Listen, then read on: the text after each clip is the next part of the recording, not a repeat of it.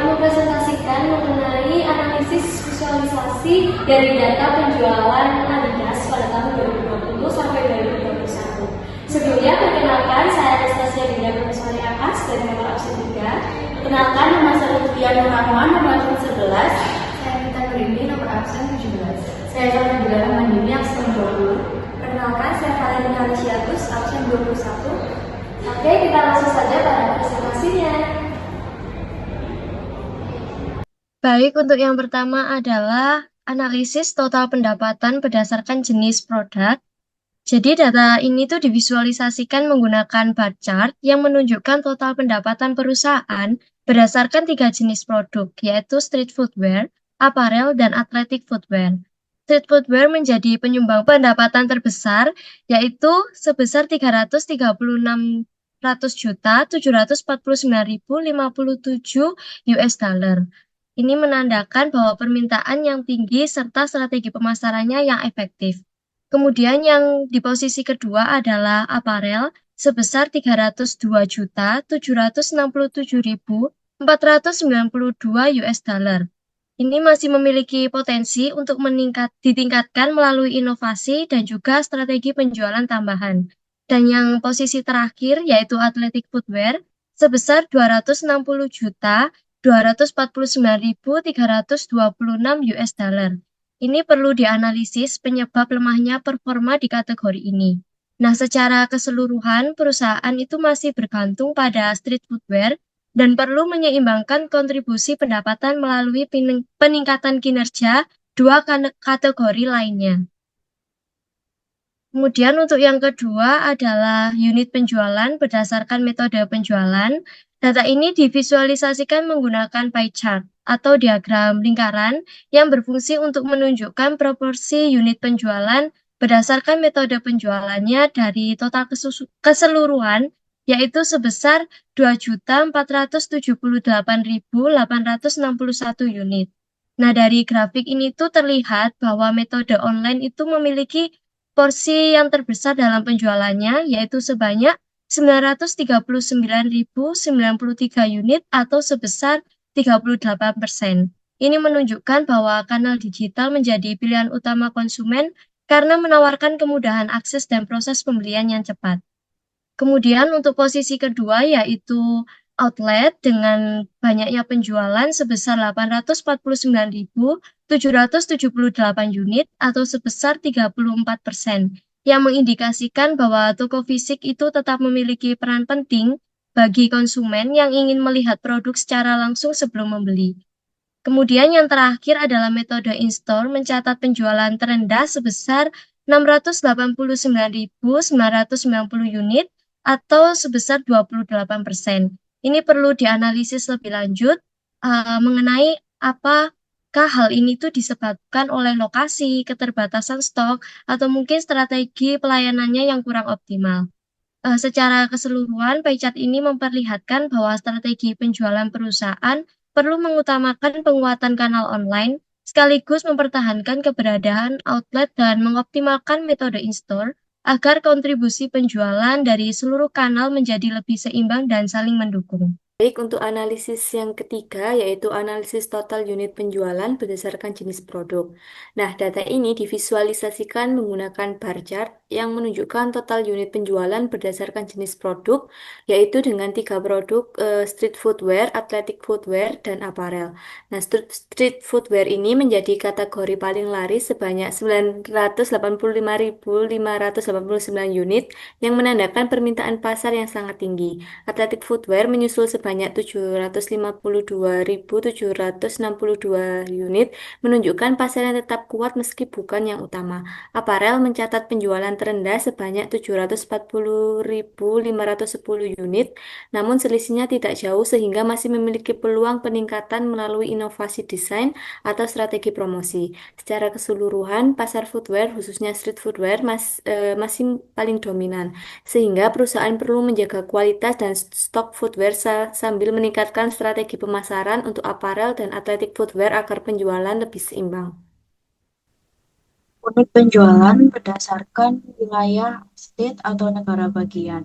Data divisualisasikan dengan menggunakan bar chart Beberapa negara bagian menunjukkan angka unit penjualan yang sangat tinggi ditandai dengan warna merah yang semakin gelap. Dari peta terlihat bahwa New York merupakan salah satu negara bagian dengan penjualan tertinggi yang ditunjukkan dengan warna merah gelap dan penjualan yang tinggi yaitu sebanyak 169.140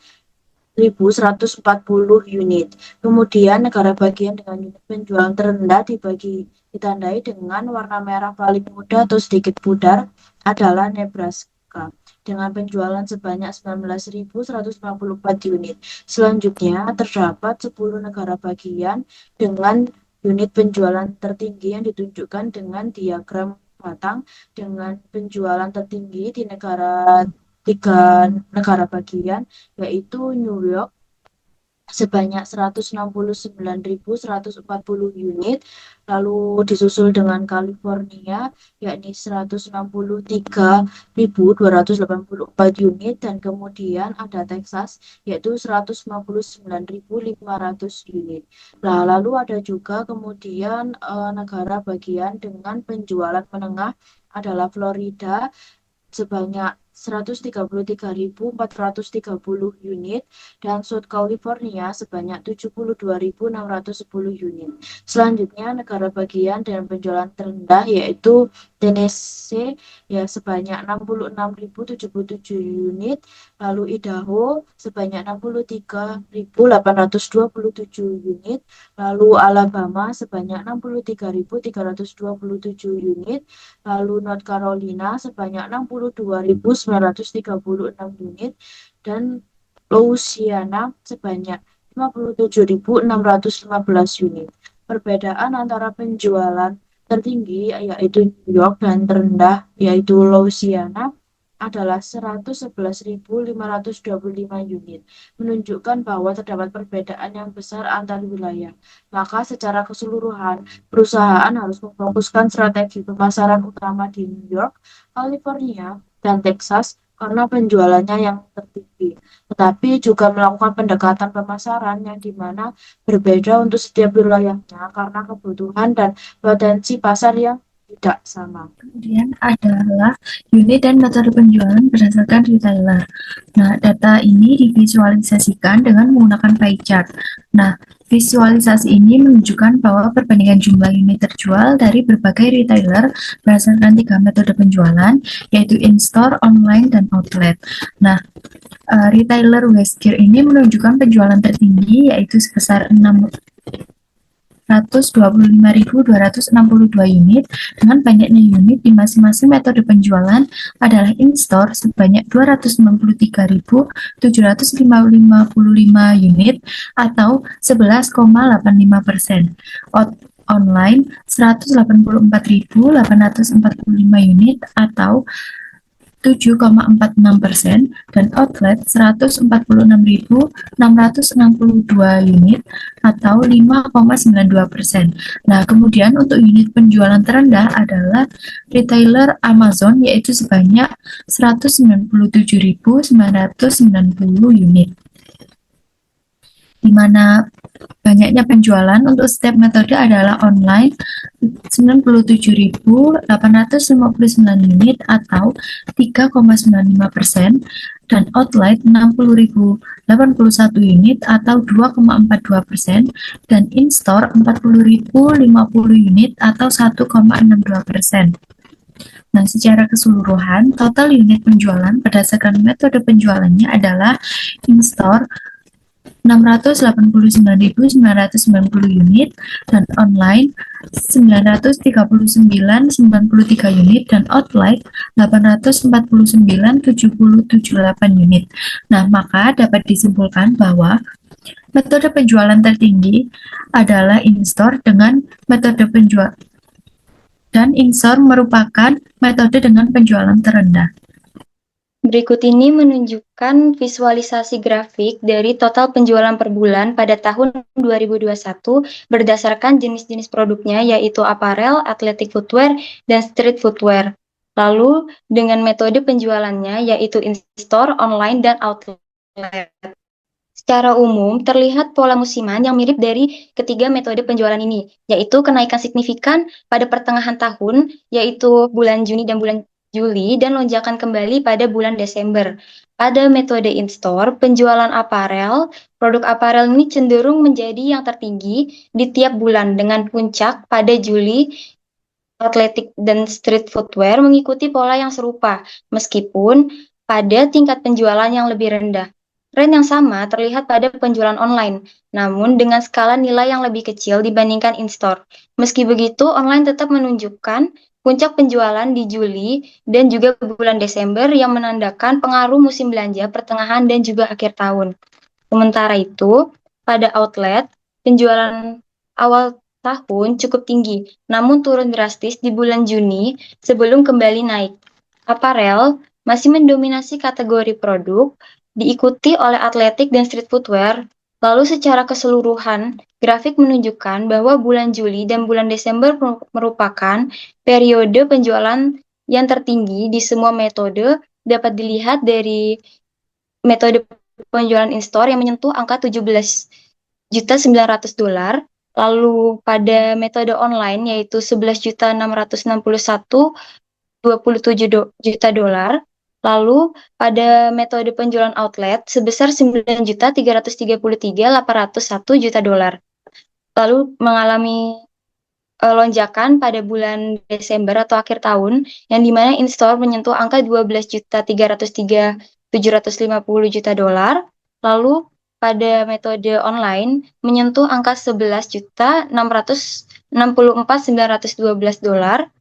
Lalu pada penjualan outlet menyentuh angka $8.448.264. Produk street footwear berada pada level penjualan terendah namun tetap mengikuti pola musiman yang sama. Selanjutnya adalah visualisasi dari total unit penjualan berdasarkan wilayah, retailer, dan jenis kelamin. Nah, berdasarkan wilayah, penjualan tertinggi berada di West, kemudian diikuti oleh South. Kedua wilayah ini mencapai angka tertinggi yaitu 179.759 unit pada segmen gender laki-laki retailer Westgear dan 117.668 pada segmen gender laki-laki retailer Southgear, terutama pada retailer seperti Walmart dan Sport Direct. Kedua wilayah ini memang dikenal sebagai area yang dengan populasi yang besar dan pertumbuhan ekonomi yang lebih cepat, sehingga hal ini tuh akan berpengaruh terhadap permintaan produk fashion dan olahraga yang nantinya juga akan lebih tinggi. Sebaliknya, wilayah dengan penjualan terendah adalah Northeast yang memiliki total penjualan berada di bawah wilayah lain yaitu 407.933 unit. Nah, apabila berdasarkan retailer, penjualan terbesar yaitu Walmart, Sport Direct, dan Amazon. Karena selama pandemi, konsumen itu cenderung memilih belanja online dan toko besar yang menyediakan kebutuhan secara lengkap. Retailer seperti Halls memiliki penjualan lebih rendah dibanding yang lain. Nah, secara keseluruhan, data penjualan Adidas ini menunjukkan bahwa selama pandemi COVID 2021, permintaan Adidas paling tinggi di wilayah West dan South, lebih banyak dibeli oleh laki-laki dengan selisih tidak terlalu besar dengan jenis kelamin perempuan, dan paling banyak terjual itu melalui retailer besar dan platform online. Sekian video presentasi dari kelompok kami. Mohon maaf bila ada salah kata. Terima kasih. Wassalamualaikum.